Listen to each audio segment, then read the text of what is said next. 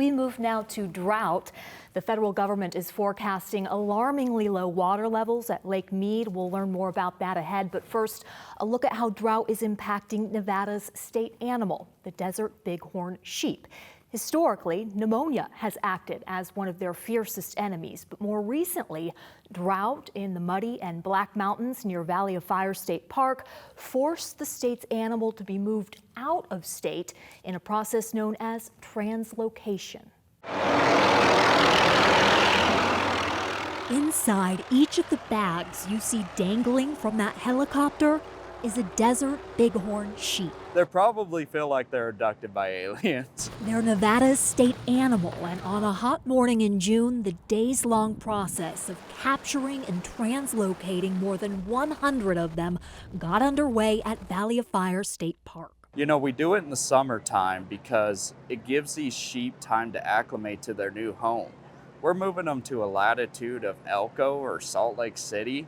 It'd be like throwing me in Canada in January. That's Joe Bennett, a Nevada Department of Wildlife staff specialist. They're flying around from that helicopter with the doors off. What they'll do is they'll identify a group of sheep, and then they'll actually shoot a net gun over that sheep, and that wraps them up, and then the mugger will jump out of the helicopter, hobble them, blindfold them, take a temperature, inject a sedative. Nevada Week first spoke with Bennett near this same location in February.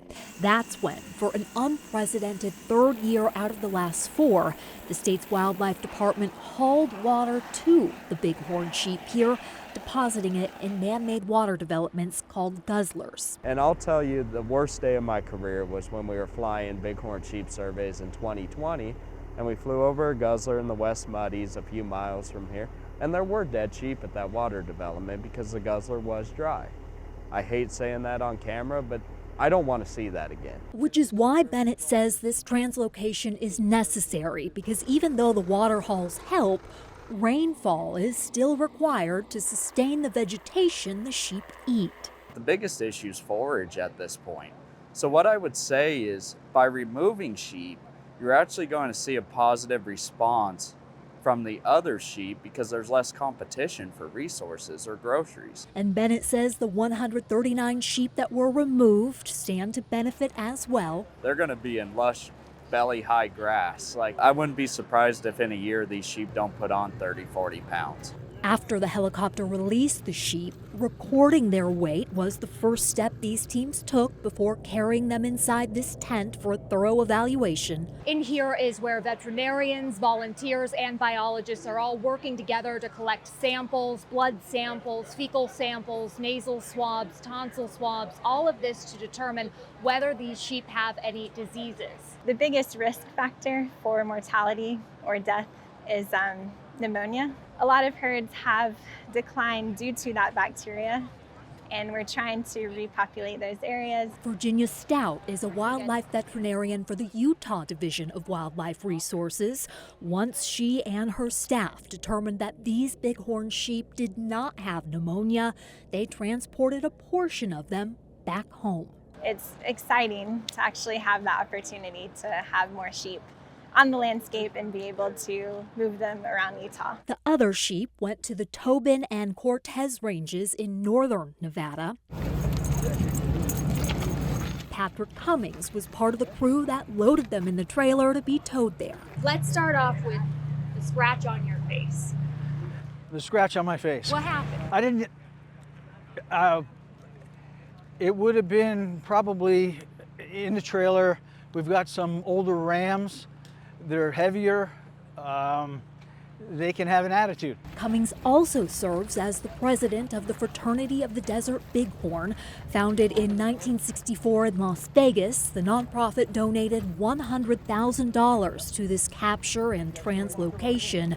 The hunting company, QU, contributed $200,000. We only donate to projects that are creating or solidifying hunting opportunities. The state's wildlife department estimates that this project cost $1.2 million in total. Donations, excise taxes on guns and ammo, and hunting tags made up its funding. It's a lot more than just a hunting opportunity. It's potential. I have a son who's 12 years old. you do projects like this so someday he could potentially draw a tag. And while it may seem strange wanting to hunt an animal that you're also trying to save, So conservation is a complicated thing. subjecting it to stressors that could kill it, The rigors of capture, it is an experience that is very difficult for any animal to endure. Cummings says it's about resource management and population control. I do not like what the sheep have to go through. I really don't. But I think in a broader sense, what it's going to do for the eastern segment of this desert bighorn population in the Muddy Mountains, on balance, it's a good thing. Cummings said this knowing that some of the sheep captured here would likely die. Capture myopathy, which is a catch-all term really, that describes all the rigors of capture, can rear its ugly head when the animals are released weeks later. So in other words, they're compromised. They may not really look like it. They may actually even get out of the trailer and run to everyone's satisfaction. But the animal has already sustained enough damage that it'll succumb or be predisposed to where it can't evade predation. You're looking at video from the bighorn sheep's release in the Cortez Range. The Nevada Department of Wildlife says 2 sheep ended up dying there, one from the repercussions of a broken leg, while a mountain lion killed the other. In total, the department says 6 of the 139 sheep captured passed away. That's a mortality rate of just 4%, and the cost of conservation, says Cummings. They are special.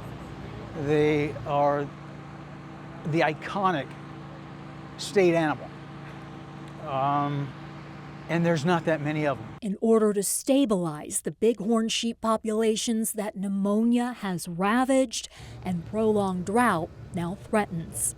The Nevada Department of Wildlife says it may haul more water to the guzzlers near Valley of Fire as soon as this month.